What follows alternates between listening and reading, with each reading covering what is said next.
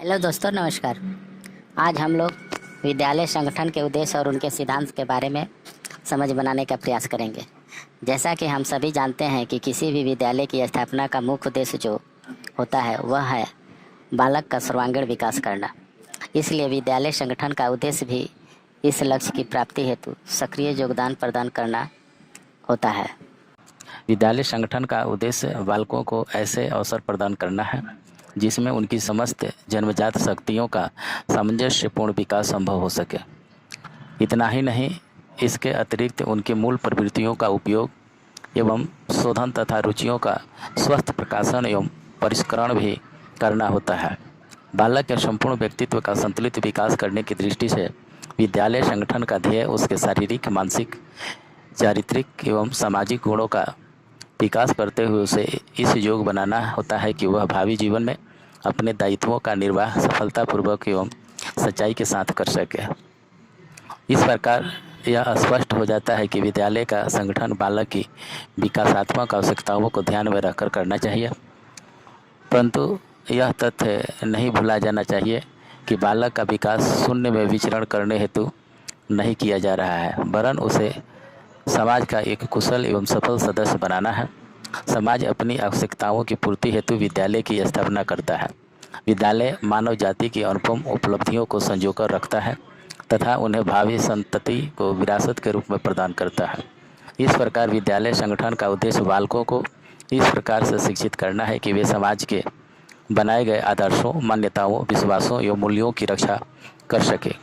कुछ विद्वानों का मत है कि विद्यालय समाज का लघु रूप है जिसमें समाज की क्रियाएं, विचारधाराएं, आवश्यकताएं एवं संस्कृति आदि अपने सर्वोत्तम रूप में दृष्टिगत होती है, प्रतिबिंबित होते रहती है। विद्यालय का संगठन इस प्रकार किया जाना चाहिए कि वह सामाजिक जीवन का ऐसा केंद्र बन सके जहां बालक को सामाजिक जीवन का वास्तविक एवं उपयोगी प्रशिक्षण मिल सके। विद्यालय संगठन का लक्ष्य सामाजिक आवश्यकताओं के संदर्भ में बालक का समन्वित बहुपक्षीय विकास करना होता है, जिसमें वह स्वयं अपनी जाति, समाज, राष्ट्र और अंततः मानव जाति के लिए वरदान सिद्ध हो सके। परंतु स्मरण रहे, यह ध्यान देने योग्य बात है कि विद्यालय भी समाज से यह अपेक्षा करता है कि वह उसकी सुरक्षा करते हुए उसकी अभिवृद्धि करने के लिए यथाशक्ति सहायता दे।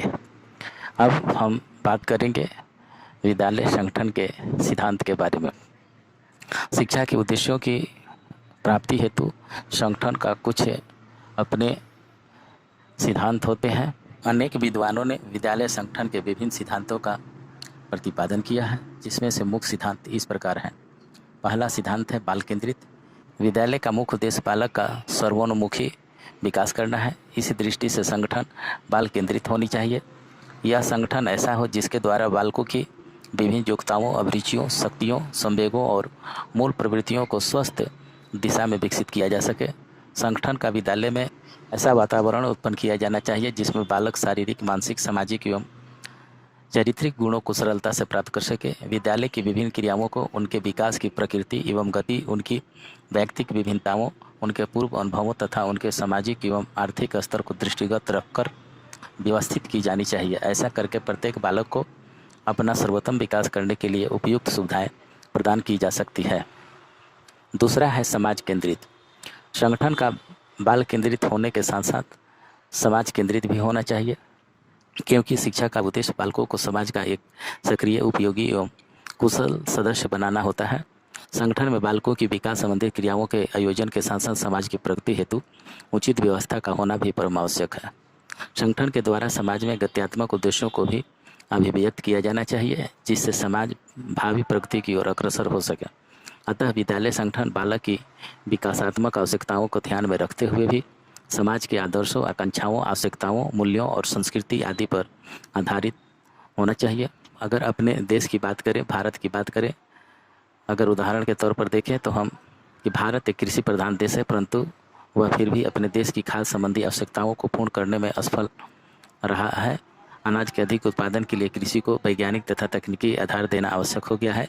इसलिए विद्यालय में कृषि की आधुनिक विधियों के शिक्षण पर बल दिया जाना चाहिए। आधुनिक मांग के अनुसार देश का औद्योगिकरण भी करना परम आवश्यक है। इस दृष्टि से विद्यालय में आज विज्ञान, प्रौद्योगिकी, इंजीनियरिंग आदि विषयों को महत्वपूर्ण स्थान दिया जा रहा है और देना चाहिए। आधुनिक मांग के अनुसार आज शिक्षा को व्यवसाय या पेशा केंद्रित बनाने पर बल दिया जा रहा है, जिससे शिक्षित बेरोजगारी को समाप्त किया जा सके, करने में मदद मिले। तीसरा है लोकतंत्रीय सिद्धांत। जनतंत्र की सफलता हमारे विद्यालय पर ही निर्भर है। ये विद्यालय ही है जो जनतंत्र के स्तंभों अर्थात भावी नागरिकों का निर्माण करने में मदद करता है। बालकों में आदर्श नागरिक के गुणों का विकास विद्यालय की व्यवस्था, क्रियाकलाप एवं परंपराओं के माध्यम से किया जाता रहा है। इसलिए आवश्यक है कि विद्यालय का संगठन लोकतांत्रिक सिद्धांतों एवं प्रक्रियाओं के अनुसार हो। लोकतंत्रीय सिद्धांतों के अनुरूप संगठन एवं प्रशासन करते समय कुछ महत्वपूर्ण बातें हैं जिस पर ध्यान देने की आवश्यकताएं हैं। जैसे व्यक्तिगत भेदों को ध्यान में रखकर विद्यालय में विभिन्न क्रियाओं की व्यवस्था की जाए, अवसर की समानता प्रदान करने के लिए व्यवस्था की जाए, बालक की स्वतंत्रता को स्वीकार किया जाए। यहाँ हम कह सकते हैं कि छात्रों को स्वतंत्रता प्रदान की जाए, शिक्षकों को व्यावसायिक स्वतंत्रता का उपयोग करने के लिए अवसर प्रदान किए जाने चाहिए। विद्यालय में पाठ्यचर्या तथा शिक्षण विधियों को लचीले सिद्धांत के अनुरूप व्यवस्थित किया जाना चाहिए। विद्यालय संगठन एवं प्रशासन विकेंद्रीकरण के सिद्धांत पर आधारित किया जाए।